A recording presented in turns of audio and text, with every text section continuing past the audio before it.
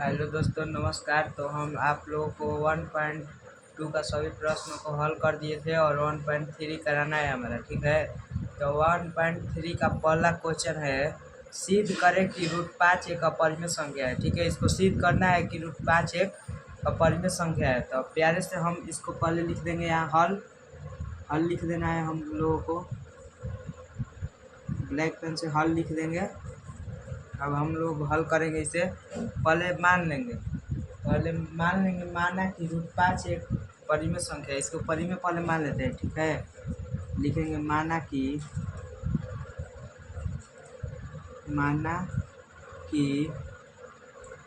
√5 एक परिमेय संख्या है। इसको परिमेय संख्या मान लेना है, परिमेय संख्या है, ठीक है। हम मान लिए कि √5 एक परिमेय संख्या है। तो परिमेय, अब चलेंगे परिमेय के परिभाषा से, क्योंकि √5 परिमेय संख्या मान लिया है तो इसके अनुसार चलना पड़ेगा ना। फिर लिखेंगे परिमेय की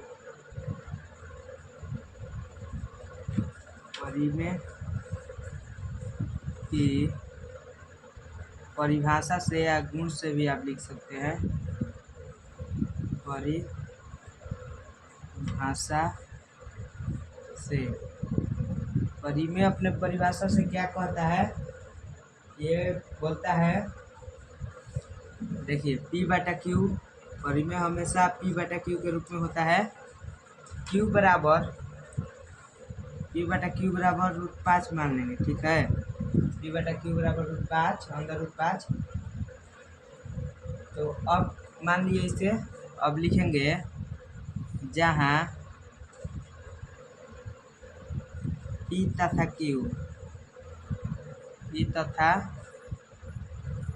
Q क्या है, ये हो जाएगा हम लोग का सह-अभाज्य संख्या, ठीक है।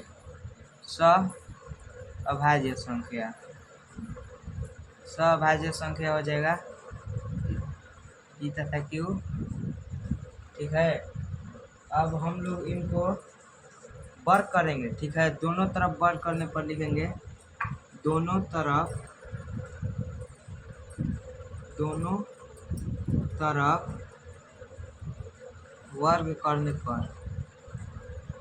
वर्ग करने पर देखिए, अब दोनों तरफ वर्ग कर देना है। तो इधर क्या हो जाएगा, P के स्क्वायर Q के स्क्वायर बराबर 5 के वर्ग करेंगे तो क्या होगा, √5 के वर्ग करेंगे तो 5 होगा ना। तो हमारे P² बराबर क्या होगा, इधर है भागा में, उधर जाएगा गुना में, हो जाएगा 5Q² होगा ना। अब इसको समीकरण 1 मान लेना है, ठीक है। समीकरण 1 मान लेना है। यदि हम Q² करेंगे तो इधर क्या हो जाएगा, Q² इधर आ गया तो इधर 5 बचा ना, P² इधर हो जाएगा। ये भागा में है, Q² कर दिए तो अभी 5 रहेगा ना, तो 5 लिख देंगे इसे, 5 हो गया। अब लिखेंगे यहाँ P², यहाँ P² विभाजित है 5 से। P² इधर विभाजित है 5 से, भाग लगा है, तो P भी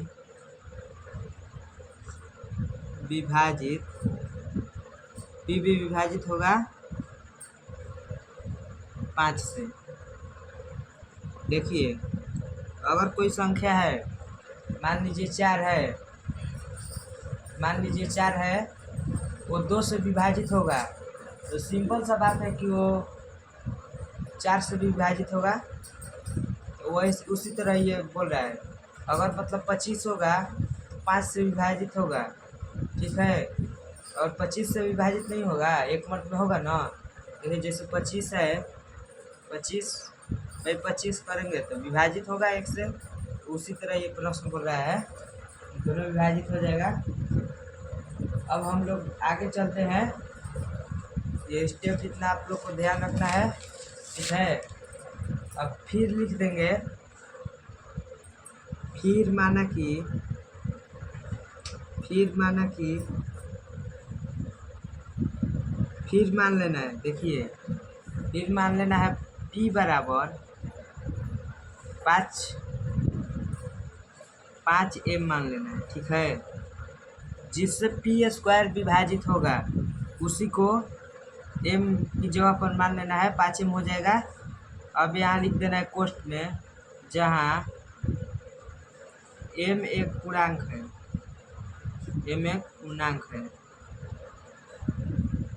ठीक है ना। हो गया हमारा। तो अब फिर लिखेंगे, फिर दोनों तरफ वर्ग करेंगे, इधर भी लिखेंगे, चूंकि दोनों तरफ वर्ग करने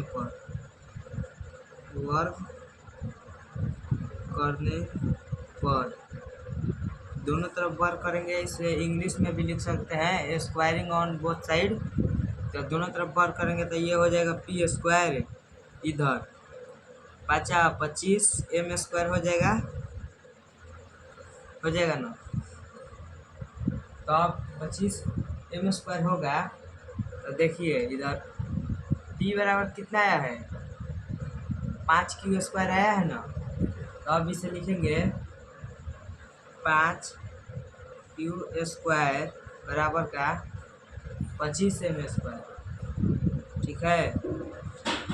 25m स्क्वायर समीकरण 1 से लिख देंगे, ठीक है। समीकरण 1 से, ठीक है।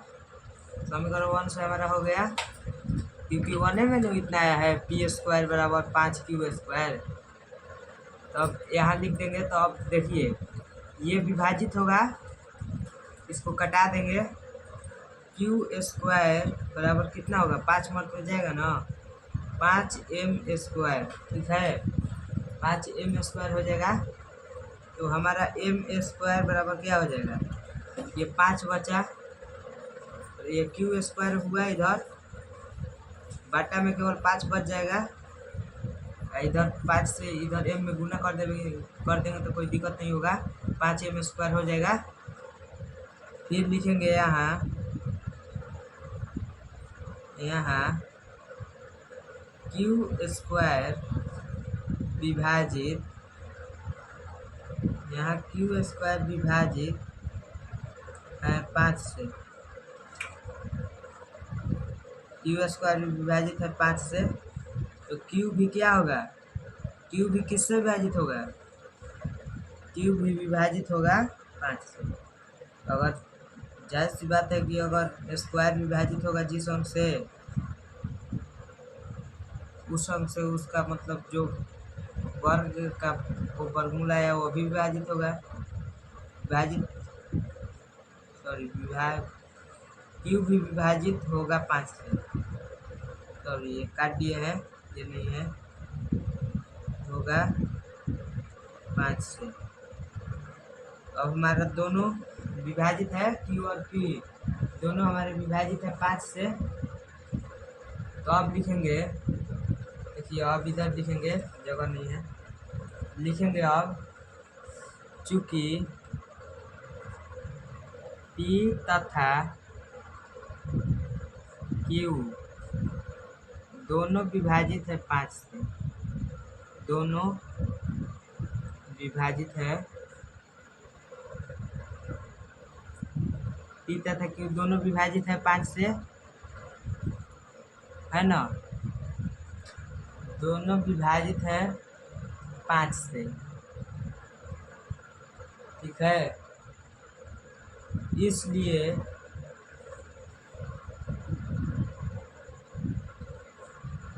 इसलिए p तथा q सह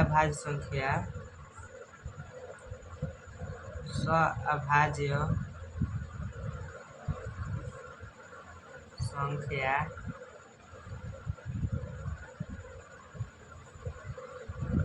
है।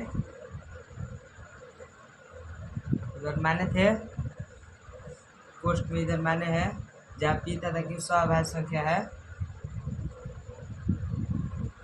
अब लिख देंगे हमारा, चूंकि लिख देंगे, चूंकि हमारा मानना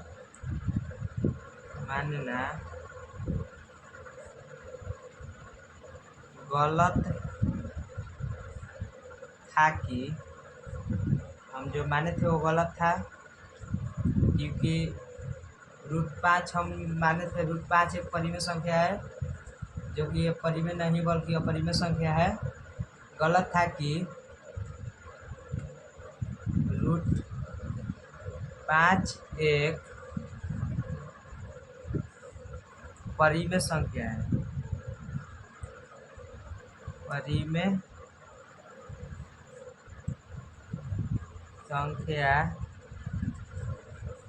है। हमारा जो मानना था वो गलत था। अब लिख देंगे अतः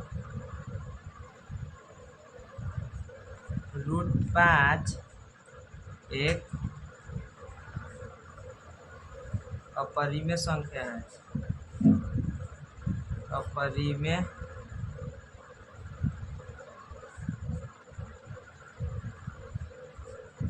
संख्या है। जो हम माने थे वो गलत था। तो ये हमारा पहला का सटीक आंसर हो गया। आप इस तरीके से √5 को सिद्ध कर सकते हैं, ठीक है।